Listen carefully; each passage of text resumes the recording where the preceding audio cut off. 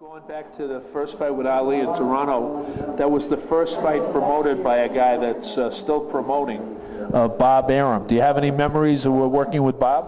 Well, I remember seeing Bob, but I mean, it was just like first time I meet somebody. I didn't know he was going to become the Bob Arum, but it did become. But and you know, when you're fighting, you meet people. You meet a lot of people. You meet a lot of well-known people, a lot of famous people. And but it's just like, how you doing? Nice to see you. I met the Queen too. How are you? Nice to see you. Met Prince Philip. All those people. You meet a lot of interesting people during the course of a career. President Tito, former Yugoslavia, meet a lot of Colin Powell, you know, I mean, meet all kinds of people. And well, my colleague here is a Russian guy, that's Slava Koza, so he wouldn't know, but I know that your roots and your family came from what was Croatia? Bosnia-Herzegovina. My first from Bosnia-Herzegovina. Do you still speak the old language?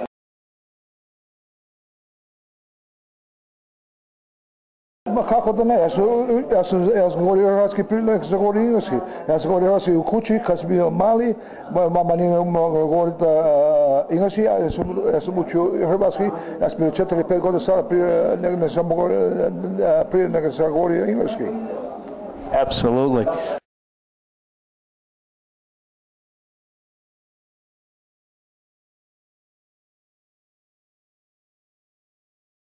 George, one last question here. Maybe he understood that because he's a Russian speaker.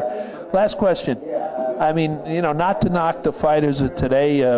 Klitschko is a pretty good heavyweight champion. He's a big Pasquale Caputo, the legend.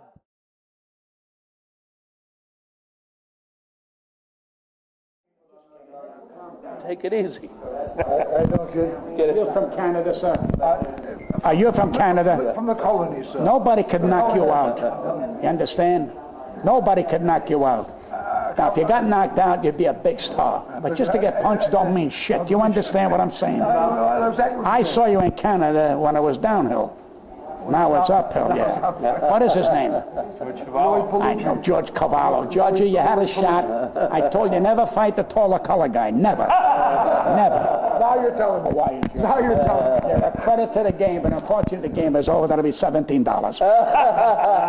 Hi, everybody. You take Canadian money? Hey, how many times I told you? I never touch you when I'm getting broken my hand here. You take Canadian money? Sorry? You take Canadian money? What are you saying? Do you take Canadian money? Let me tell you something. I take any money. Oh, you said $17. I was in Thailand. I took grass. That was their money. They ain't got a mark on them. I don't understand it.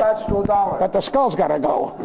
What can I do? This is Mike, I love you. How are you? Good to see you, Pat. Excuse me, George. No, George, we keep George right here. Look, shows you what a world sport boxing is. Mogens Palle right here, the promoter from Denmark, is going into the Hall of Fame. Pat Cooper. Who gives a shit? I had a shot, for Christ's sakes. What was I, too fast for your opponent? Hold it. Don't get nervous. Don't get nervous. And I think you know Mogen. Say hello to the great George Chuvalo.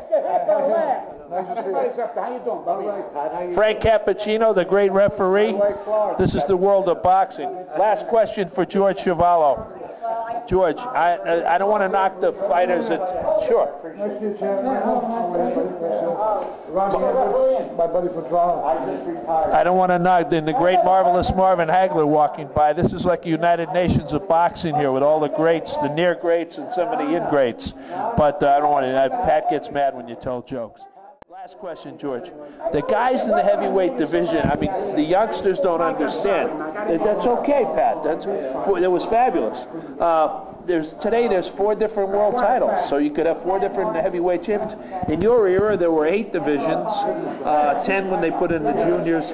But I mean, my God, Muhammad Ali, Joe Frazier, George Foreman, Jerry Quarry, George Chuvalo.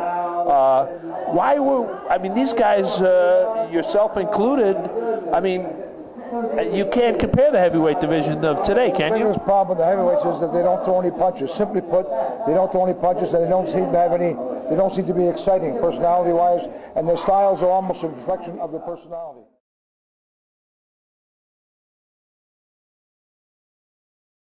It's like I said about Klitschko. I say if I was in the matchmaking business, in the dating service, I'd say, honey, I got you a date with a big, tall guy, good-looking guy, but don't worry about him. He ain't gonna make a move on you for about 7-8 months. You know what I mean? Like too polite. Far too polite. And it shows in his fighting style. It does. Throw a jab, wait. He tries to knock you out only when you're half dead. You have to be dead, 7 days dead before he tries to knock you out. So it's not exciting. So when you have excitement in the heavyweight division, like you had with Mike Tyson, when you have with Larry Holmes, when you have with Joe Louis, when you have with Rocky Marciano, when you have with Giorgio Walcott or Floyd Patterson.